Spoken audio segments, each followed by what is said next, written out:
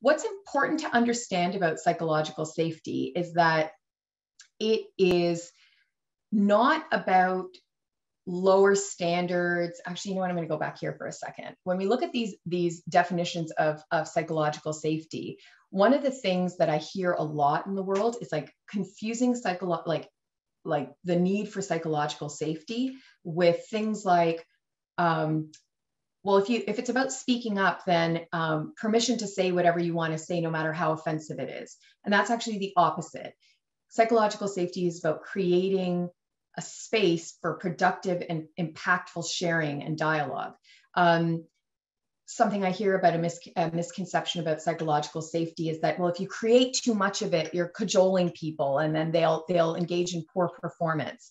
But in fact, psychological safety, you can see, is happens and occurs, creates and promotes the highest learning and performance when you have two things that happen together. One, very high standards with high psychological safety. So actually, the why of psychological safety is probably the most well-documented aspect of this topic.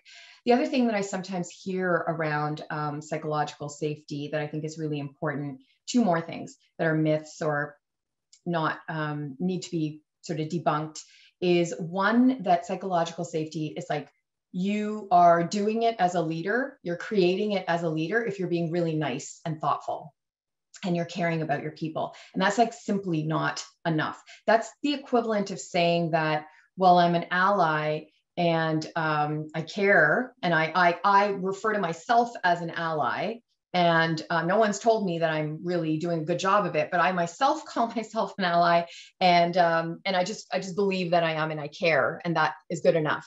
Versus the actual meaning of allyship, which is like enacting, using your power and privilege to take action to ensure that people who have different experiences tied back to their cultural identities share power, have a fair place at the table, have their workplace conditions or life conditions addressed through your partnership and support as defined by them and what they think is important. So allyship is not about like a nice leader at all. It's about really being deliberate about how we manage our team interactions. And the last sort of myth I hear about psychological safety is that I want to debunk is that it's really about the individual. So it's like what's happening at the individual level. And you'll notice that repeatedly in what we're talking about today, I'm talking about what's happening at the team level. So psychological safety doesn't sit at the individual level. We can have our own sense of, do I have it right now? Do I not have it right now? But when it's measured and when it's understood in its full, complete construct, it's actually what's happening interpersonally with each other at the team environment, in the team climate, in the team context.